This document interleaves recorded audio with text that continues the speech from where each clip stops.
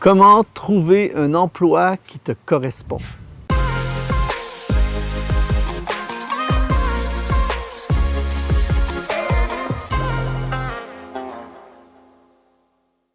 Bonjour, ici Luc Dumont d'Exponentiel.net. Merci d'être là. Aujourd'hui, c'est une capsule très importante. Que tu sois à la recherche d'un emploi, que tu sois un étudiant ou que tu sois en ce moment sur le marché du travail ou que tu aies un business, peu importe.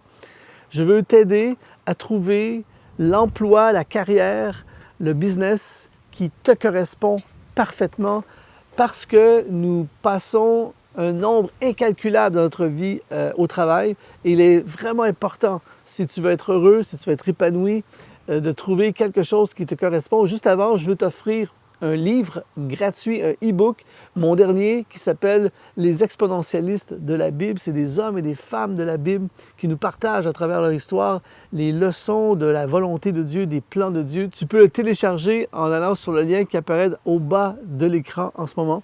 C'est un cadeau, je te l'offre. Alors, comment vis-tu en ce moment ta carrière, ton travail? Est-ce que c'est pénible ou est-ce que tu es épanoui dans ton travail? J'aimerais te proposer aujourd'hui quelques éléments que tu dois absolument retrouver lorsque tu cherches un emploi dans le travail qui va prendre une grande partie de ta vie. Le premier élément essentiel à un travail, une carrière qui te correspond, c'est qu'il est aligné avec ton talent. Ton emploi doit absolument être aligné avec tes talents. C'est terrible de travailler dans un milieu de travail où ce que tu fais ne correspond pas du tout à tes talents. Je me souviens, quand j'étais étudiant, je m'étais trouvé un emploi d'été. Et puis, j'étais arrivé le matin, on m'avait donné rendez-vous, il fallait que je sois là à 7 heures le matin. Et quand je suis arrivé dans la matinée, c'était un travail dans une usine. Et si tu ne me connais pas, il faut que tu saches que je suis très peu manuel. Ce n'est pas ma force, les travaux manuels, c'était un travail manuel. Et j'ai travaillé toute la matinée à faire différents trucs. On essayait de m'expliquer un peu comment ça fonctionnait. Et le midi, on m'a convoqué dans le bureau du patron. Je n'oublierai jamais. Le patron m'a dit « Ce n'est pas ta place ici. On va te laisser partir. » Et là, je lui ai dit à la fin de la journée, il dit « Non, tu peux partir maintenant. » Et il y a une partie de moi qui était humiliée, mais une autre partie de moi qui était libérée. Et en fait, j'ai compris que c'était un travail qui ne correspondait pas du tout à mes talents. Et là, je prends un exemple extrême.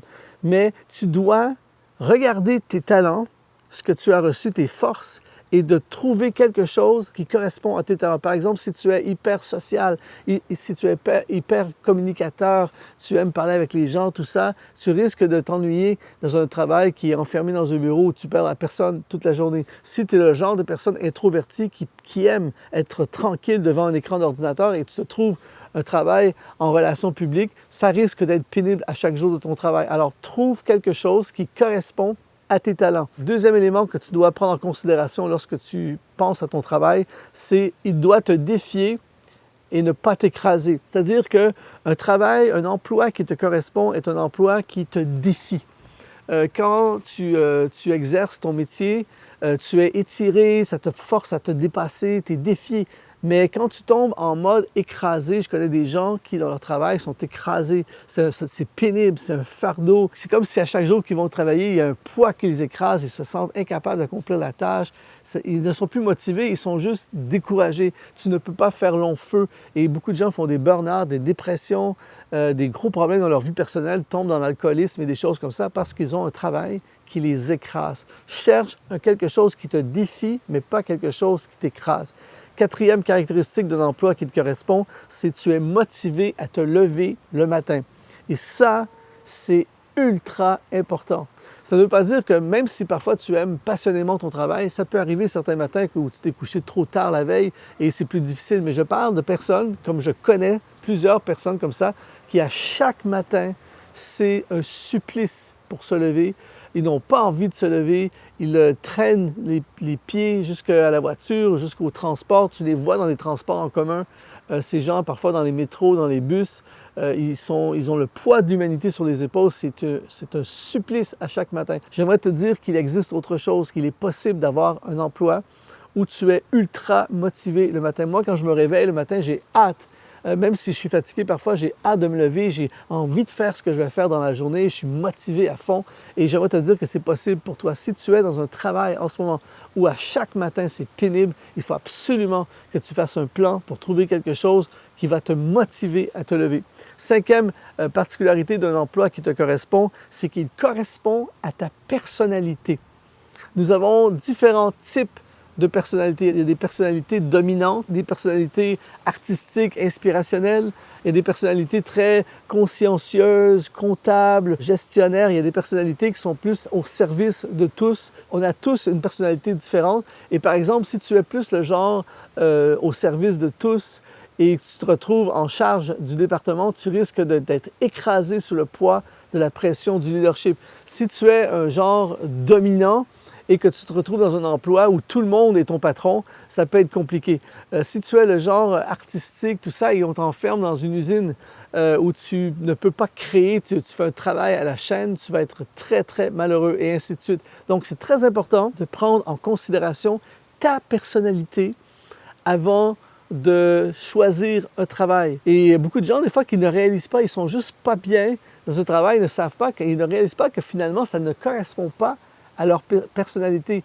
Par exemple, moi, j'ai beaucoup de difficultés avec le routinier et j'ai beaucoup de difficultés avec un horaire fixe.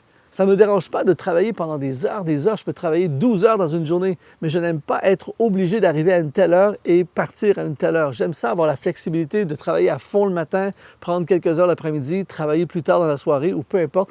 Travailler les week-ends, ça ne me dérange pas, mais j'aime pas être confiné. Ça fait partie de ma personnalité. Il y a d'autres personnes qui, eux, aiment être dans un cadre où ils n'ont pas besoin de se casser la tête, ils savent qu'ils doivent arriver à telle heure et partir à telle heure. Donc, trouve ta personnalité et ensuite trouve un emploi qui correspond à ta personnalité. Et là, ça va être le fit parfait parce que tu vas dire « Wow, c'est exactement qui je suis ». Et sixièmement, le sixième élément qui est important à prendre en considération pour trouver un travail qui te correspond, c'est un travail où tu ne penses pas à autre chose ou à un autre emploi pendant toute la journée. Je connais des gens, et j'ai déjà vécu ça dans le passé, où tu es dans un travail, mais pendant toute la journée, à chaque fois que tu as une pause, tu es toujours en train de convoiter le travail, l'emploi d'un autre. Tu es sur les réseaux sociaux, tu es sur Internet et tu envies la vie des autres, tu as envie de vivre autre chose. Toute la journée, tu penses à être ailleurs. J'aimerais te dire que ça, c'est pénible comme emploi. Il faut que tu sois dans un emploi où quand tu es en train de faire ton travail, le temps, tu ne vois plus le temps passer. Moi, je me souviens à une époque, quand j'étais à l'école biblique, je travaillais dans un emploi où à tous les 5 minutes, je regardais l'heure. Ça dure une éternité. Tandis qu'aujourd'hui, j'ai l'impression de ne pas avoir assez de temps dans la journée pour faire ce que je fais. Je ne vois pas le temps passer. Des fois, je regarde l'heure, je dis, c'est pas possible, la journée est déjà terminée alors que j'étais submergé dans les choses dans lesquelles j'étais impliqué. Et ça, c'est génial.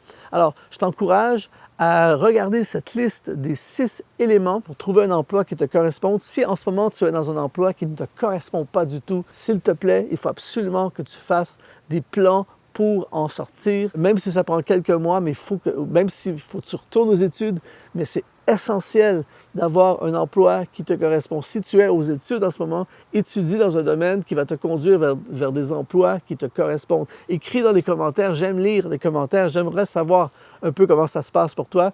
Mets un like si cette vidéo t'a inspiré et je te donne rendez-vous dans les prochaines vidéos. Ici Luc Dumont, sois exponentialisé.